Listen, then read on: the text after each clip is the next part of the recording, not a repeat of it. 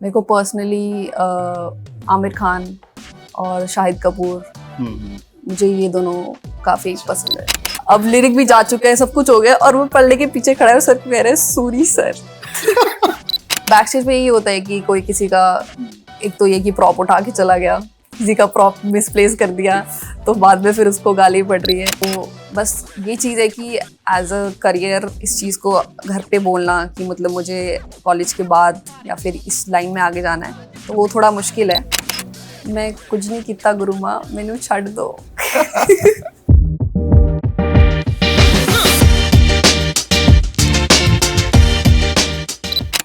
Hello everyone, welcome to CU Achievers Talk Season 2, the place where we bring stories that inspire, challenge and transform.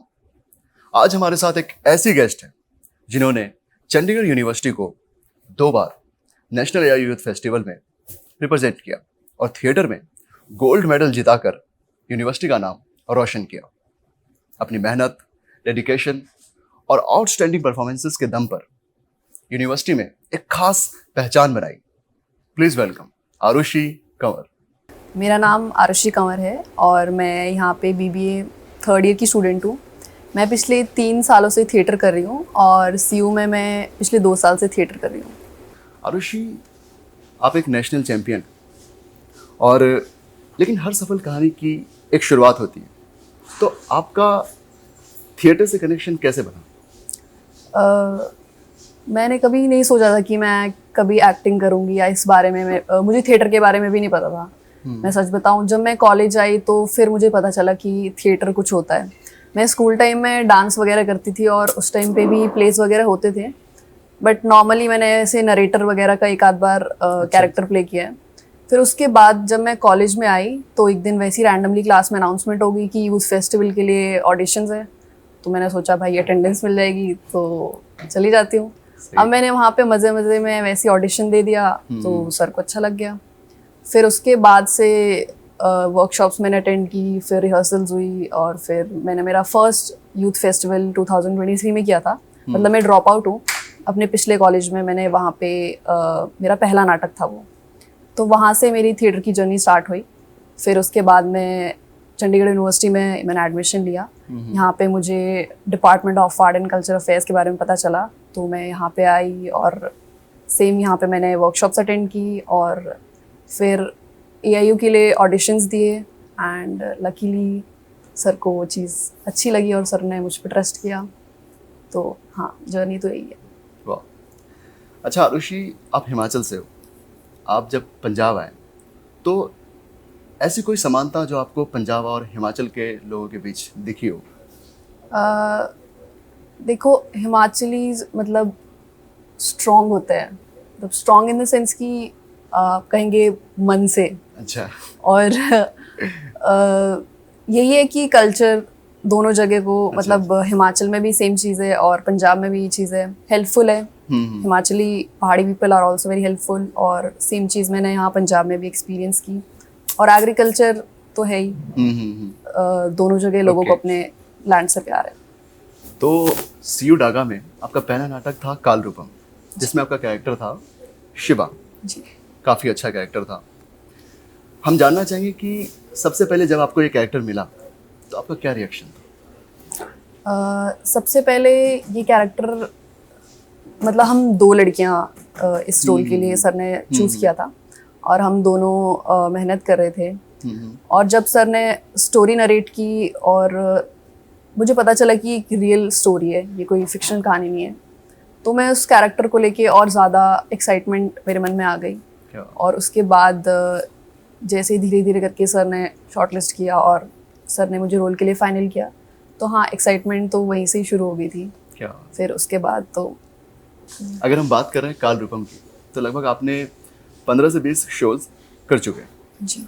तो काल रूपम का जो experience है वो आपकी एक्टिंग जर्नी को किस तरीके से निखारता है, कैसे इम्प्रूव करता है? एक तो काल रूपम में मेरा पर्टिकुलर जी अपने रोल की बात करूँगी कि मेरे को हर सीन में इमोशन चेंज करना था। जो मेरी एंट्री थी वो एकदम फुल एनर्जेटिक थी, मैं एकदम खुश होकर आती हूँ, अपने आप को इंट्रोड्यूस करती हूँ और उसके बाद तुरंत नेक्स्ट सीन में मेरे को इमोशनल होना होता है।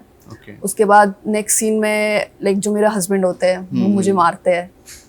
तो मतलब वो सब मेरे को था कि इमोशनली और आपको मतलब एक्सप्रेशंस और हर चीज़ पे मेरे को बहुत ज़्यादा काम करना पड़ रहा था। तो ये चीज़ मैं कहूँगी कि मेरी एक्टिंग इम्प्रूव Okay. हुई है। इम्प्रूव हुई है। अच्छा, एआईयू के टाइम क्या होता है कि हम सुबह आते हैं रिहर्सल जी। में और फिर लेट नाइट जाते हैं रिहर्सल से, तो उस समय अपने आप को कैसे मोटिवेट रखा? अ, आप अपनी पर्सनल लाइफ को एकदम बिल्कुल साइड कर देते हो। Obviously. और हम लोग रिहर्सल्स वाले टाइम पे तो ऑब्वियसली मतलब जो 2-3 महीने होते हैं हम लोग घर भी नहीं जाते हैं। और वैसे ही होता है कि पेरेंट्स से जब कभी बीच में ब्रेक मिल रहा है तो बात कर रहे हैं, और वरना बाकी टाइम सब पूरा रिहर्सल्स है और खाने का कोई टाइम नहीं है। पर यही है कि हम सब साथ में रहते हैं और एक फैमिली की तरह पूरी कास्ट सर हो गए, तो वही चीज़ है। अच्छा अच्छा, ऐसा कोई एक्टर जो आपको इंस्पायर करता हो? वैसे तो काफ़ी सारे एक्टर्स हैं। मेरे को पर्सनली आमिर खान और शाहिद कपूर, मुझे ये दोनों काफ़ी अच्छा। पसंद है। कोई एक बात इन दोनों एक्टर की जो आपको ज्यादा? ये दोनों काफ़ी ज़्यादा मतलब मुझे नेचुरल लगते हैं और Okay. बिल्कुल डीप हो जाते हैं अपने रोल में, कैरेक्टर में। तो रिसेंटली आपने कोई मूवी देखी है? हाँ, कौन सी? अभी मैंने कल ही फिलहाल में मैं वापस आऊँगा देखी है। तो इम्तियाज अली। हाँ हाँ, क्या इम्तियाज बोलना अली। चाहेंगे आप इस मूवी के बारे में? मतलब इम्तियाज अली की सारी मूवीज ही मास्टरपीस है अपने आप में। और वही चीज कल उस मूवी को देखने के बाद मतलब 5-10 मिनट हम लोग थिएटर में ही बैठे थे क्या बात है। और सब लोग रो रहे हैं, सबकी आंखों में आंसू है, सब नम है। तो हाँ बस। क्या तो कई बार ऐसा होता है कि हम ना अपने आप को उस कैरेक्टर में देखने लगते हैं। आपको क्या लगता है कि आपने अपने आप को किसी कैरेक्टर में देखा वहां पर?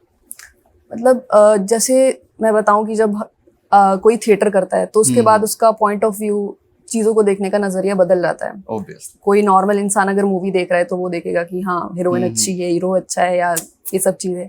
तो अब बीइंग आर्टिस्ट या बीइंग एक्टर, हम लोग जब मूवीज देखते हैं तो हमें होता है कि इसने कैरेक्टर पे कितना काम किया है, कैसा स्क्रीन प्ले है, डायलॉग डिलीवरी कैसी है।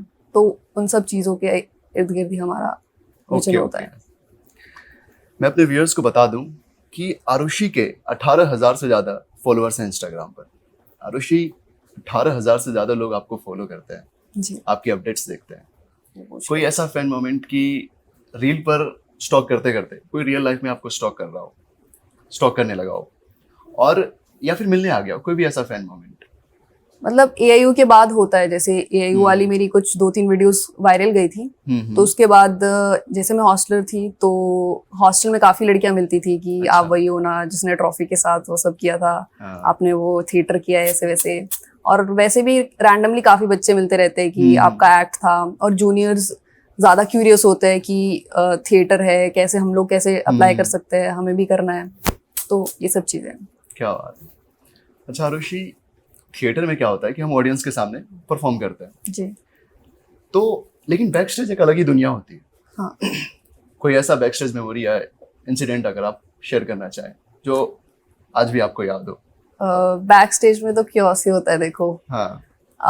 बैक स्टेज में यही होता है कि कोई किसी का, एक तो ये कि प्रॉप उठा के चला गया, किसी का प्रॉप मिसप्लेस कर दिया, तो बाद में फिर उसको गाली पड़ रही है। अच्छा। एक बार रन थ्रू हो रही थी तो सर उस टाइम नोट कर रहे थे, और वो मतलब हमारा स्टार्टिंग एक पहली या दूसरी रन थ्रू थी। तो ये था कि आकाश को पीछे से आना था और उसको मतलब जो हमारा पलड़ा होता है तो उसको घुमा के उसको सामने आना था। तो सर ने उसको एक लिरिक दी थी पर्टिकुलर कि तू इस पे इसको घुमाएगा और आगे आएगा, ताकि टाइमिंग गड़बड़ ना हो। 30 मिनट का नाटक होता है तो 30 मिनट में ही वो आना चाहिए। तो अब क्या हो रहा है कि वो आगे ही नहीं आ रहा। अच्छा। अब लिरिक भी जा चुके हैं, सब कुछ हो गया, और वो पलड़े के पीछे खड़ा है, सर को कह रहे हैं सूरी सर। और सॉरी भी नहीं कर रहा, वो कह रहे हैं सूरी सर। और सर उठ के सर ने उसको इतना डांटा है, और बेचारा फिर उसके बाद बहुत सैड था। आप कभी डांट नहीं खाई?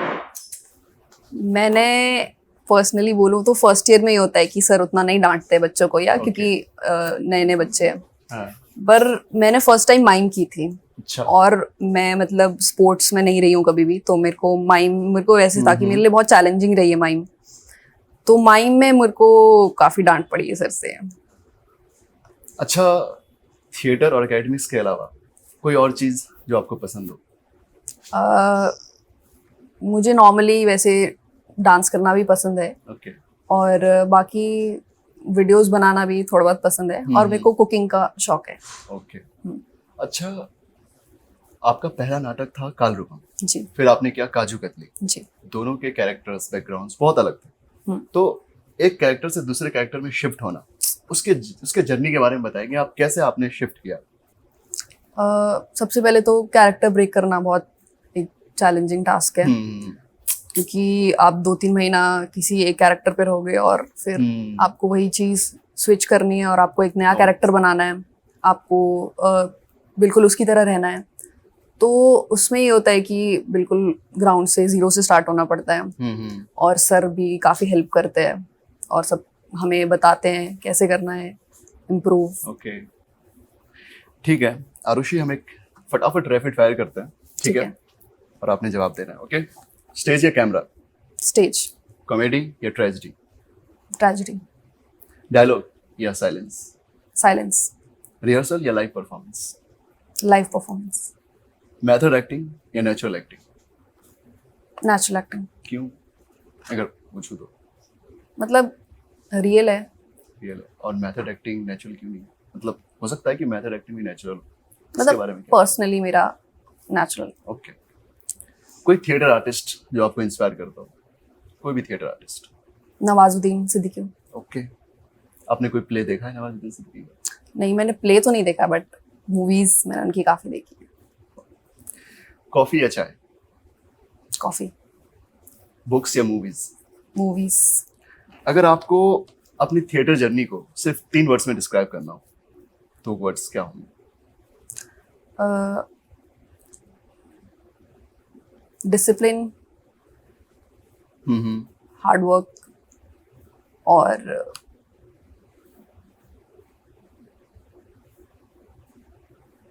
एस्केप। क्या? एस्केप। व्हाई? मतलब ये मेरे लिए मतलब थेरेपी एक सही वर्ड मैं यूज करना चाहूंगी, क्योंकि मुझे मेरे ज़्यादा दोस्त नहीं है और मैं वैसे मेरी पर्सनालिटी में एक इंट्रोवर्ट हूँ। मैं ज़्यादा किसी से बात नहीं करती हूँ। जो मतलब मेरे थिएटर का सर्कल है, मैं उनके साथ ही बिल्कुल ओपन हूँ, मतलब मैं फुल बात करूँगी और फुल मस्ती करूँगी। पर उसके बाहर कॉलेज में या फिर रैंडमली ऐसे तो मेरा सर्कल, सोशल सर्कल बहुत कम है। तो यही चीज़ है कि थिएटर की वजह से थिएटर एक थेरेपी है, अदरवाइज मैं बहुत ओवरथिंक करती हूँ। अगर थिएटर ना होता तो शायद मेरे को थेरेपी लेनी पड़ती। ओके, तो एक एक्टर की सबसे अंडररेटेड क्वालिटी क्या होती है? सबसे अंडररेटेड क्वालिटी? अंडररेटेड क्वालिटी ठहराव, क्योंकि आप ठहराव एक ऐसी चीज़ है कि मतलब आप बिना बोले बहुत कुछ बोल जाते हो। जैसे फॉर एग्जांपल जैसे होता है कि आंखों से एक्टिंग कर रहे हो और एक बीच में अनएक्सपेक्टेड साइलेंस है, तो वो भी काफ़ी चीज़ें बोल देती है। ओके, पहली बार जब आप स्टेज पे चढ़ी तो आपके दिमाग में क्या था? एक्साइटमेंट, फियर, क्या था? स्टार्टिंग में तो थोड़ा नर्वस थी और काफ़ी सारी चीज़ें थी कि अच्छा करना है, गलती नहीं करनी। कंपटीशन पॉइंट ऑफ व्यू से मैं देखूँ तो उस टाइम पे ये चीज़ होती है, कुछ गलती ना हो, टाइम पे सब कुछ हो जाए, और बस वही चीज़ होती है। ओके आरुषि, अब जो नए बच्चे आ रहे हैं, जो जूनियर्स हैं, वो थिएटर ज्वाइन करना चाहते हैं और आपकी तरह ही नेशनल लेवल पर अपना नाम बनाना चाहते हैं, उनको आप क्या एडवाइस देना चाहेंगी? मैं ये कहना चाहूँगी कि अगर किसी को भी ये लगता है कि उसमें कुछ पोटेंशियल है या फिर किसी भी आर्ट में उसको लगता है कि हाँ वो अच्छा कर सकता है या फिर स्कूल टाइम से करते आ रहा है, तो department of art and culture affairs, Chandigarh university आपको बहुत बड़ा, बहुत अच्छा प्लेटफॉर्म देंगे और आपको पॉलिश करेंगे, आपको हेल्प करेंगे अपने टैलेंट को शोकेस करने के लिए। अच्छा आरुषि, अगर एआईयू में थिएटर में आपका सिलेक्शन नहीं होता तो आप क्या करती? तो मैं डांस चूज करती, डांस के लिए ऑडिशंस देती। ओके। हाँ, क्योंकि यहाँ पे फोक डांस होता है तो मैं उसके लिए ट्राई करती हूँ। अच्छा, जब पहली बार आपने नेशनल जीता तब क्या फीलिंग थी? उस फीलिंग को बताइए आप। तो सबसे पहली बार जब मैंने प्ले किया था, मैंने आपको जैसे बताया कि मैं ड्रॉप आउट हूँ, तो मैंने लास्ट कॉलेज में जब प्ले किया था तो वो एक मतलब छोटा कॉलेज था। Okay. Inter college, inter university में ही मतलब हम लोग वहीं पे बाहर हो गए थे। तो वहाँ से लेके आना, पहले तो यहाँ पे नॉर्थ जोन जीतना, फिर उसके बाद नेशनल में फर्स्ट आना, ओके। ये चीज़ें मैंने शायद कभी सोची भी नहीं थी कि मैं इतना कुछ अचीव करूँगी या फिर ये सब चीज़ें। मुझे लगता था कि उस टाइम पे बस मुझे ये था कि मैं इंटर कॉलेज में बस जीत जाए या कुछ पोजीशन भी आ जाए तो वो भी अपने आप में बहुत बड़ी चीज़ थी। ओके। और यहाँ पे आके आना और फिर नेशनल्स तक जाना और फिर वहाँ पे भी जीत के आना, तो वो फीलिंग मतलब बहुत अनरियल थी और मतलब वो एक्सपीरियंस मैं कभी नहीं भूल सकती। अच्छा, आपके घर वालों के बारे में बताइए, क्या वो आपको एक्टिंग में सपोर्ट करते हैं या फिर? हाँ बिल्कुल, मम्मा पापा दोनों। मैंने आपको बताया रिहर्सल टाइम पे हम लोग लेट नाइट रिहर्सल्स करते हैं। Okay. और दिन भर रिहर्सल की वजह से घर पे उतना टाइम नहीं दे पाते, अब बात नहीं होती है। घर के काफ़ी सारे फंक्शन स्किप हो जाते हैं। तो पेरेंट्स वो चीज़ समझते हैं और काफ़ी सपोर्ट करते हैं कि बेटी मेहनत कर रही है, कुछ कर रही है। तो घर वालों का पूरा सपोर्ट है। बहुत अच्छा। आपके घर वालों में से कोई ऐसा कोई एक्टिंग में हो या जो आपको इंस्पायर करता हो, कोई है? घर में कोई भी एक्टिंग लाइन में तो नहीं है, क्योंकि कोई आर्टिस्ट? नहीं, कोई आर्टिस्ट लाइन कोई में नहीं है। artist नहीं। सिर्फ मेरे को ही थोड़ा So ये you are चीज़ the था। first one. हाँ, you I am the first one. तो बस ये चीज़ है कि एज अ करियर इस चीज़ को घर पे बोलना कि मतलब मुझे कॉलेज के बाद या फिर इस लाइन में आगे जाना है, तो वो थोड़ा मुश्किल है। तो उस चीज़ में थोड़ा घर वालों को श्योरिटी देना, उनको मनाना थोड़ा क्या मुश्किल रहेगा मेरे लिए। अच्छा, आप 2 बार नेशनल जीत चुकी हैं, तो यूनिवर्सिटी आपको कैसे सपोर्ट करती है? यूनिवर्सिटी का तो बहुत ज़्यादा मैं कहूँगी सपोर्ट रहा है, क्योंकि रिहर्सल वाले टाइम हमारी क्लासेस भी होती है, तो वो सब चीज़ें भी मैनेज करते हैं। और यूनिवर्सिटी उसमें हमें हेल्प करती है। Obviously. और साथ ही साथ मैं कहूँ कि आफ्टर आप अचीव कर लेते हो, आप नेशनल्स जीत जाते हो, तो उसके बाद यूनिवर्सिटी आपको 100% स्कॉलरशिप देती है, एकेडमिक्स प्लस आपका अकोमोडेशन। आप हॉस्टल में फ्री में रह सकते हो और आप फ्री में आपकी एजुकेशन है, चाहे आप बैचलर्स कर रहे हो और चाहे या फिर अगर आप मास्टर्स में भी आगे कंटिन्यू करना चाहते हो तो आपकी स्कॉलरशिप साथ में कंटिन्यू रहती है। अच्छा आरुषि, हम सबकी ज़िंदगी में ना कोई गुरु होता है, जी। तो आपकी ज़िंदगी में वो गुरु कौन है जिसने हर समय आपका साथ दिया है? चाहे वो गुरु है या आपका दोस्त हो, कोई भी जिसने हमेशा आपका साथ दिया है और आपके साथ खड़ा रहा है, उसके बारे में बताइए। मेरे पेरेंट्स ऑफ कोर्स, बचपन से लेके अभी तक सब कुछ वही देख रहे हैं। अगर मैं यहाँ थिएटर की बात करूँ तो केडी सर ने मतलब सब बच्चों को अपने बच्चों की तरह से ट्रीट करते हैं। मैंने पंजाब स्टेट में आपका कैरेक्टर देखा था, मिट्टी का। आप उस कैरेक्टर के बारे में बताइए। एक तो सबसे पहली चीज़ ये थी कि हमें वो प्ले पंजाबी में करना था और मुझे तो पंजाबी दूर दूर तक नहीं आती। तो उस टाइम पे जब डायलॉग्स मुझे मिले तो मैं बहुत ही, मेरा उसमें इवन दो पंजाबी की जगह मेरा पहाड़ी एक्सेंट आ रहा था। तुसी हथ मतलब कुछ भी। अच्छा, कोई एक डायलॉग और वो भी पंजाबी एक्सेंट में। अरे मैं कुछ नहीं किता गुरु माँ, मैनू छड़ दो। आई एम सॉरी, कोई भी पंजाबी ये पॉडकास्ट देख रहा हो। नहीं, वो जानते हैं कि आप हिमाचल से, बिल्कुल भी ऑफेंड नहीं होंगे। आरुषि, अब थोड़ा फ्यूचर की तरफ चलते हैं। आज से 5 साल बाद आप अपने आप को कहाँ देखते हैं? मैं यही चाहूँगी कि मैं थिएटर लाइन में, एक्टिंग लाइन में कुछ सक्सेसफुल पर्सन बनूँ। नहीं, all the best Aarushi, and आपसे बात करके बहुत अच्छा लगा। आई होप कि ऐसे ही आप चंडीगढ़ यूनिवर्सिटी का नाम रोशन करती रहेंगी और जो जूनियर बच्चे आपको देख रहे हैं आपकी जर्नी से इंस्पायर होते रहेंगे। Thank you so much for joining CU Achievers Talk। Thank you.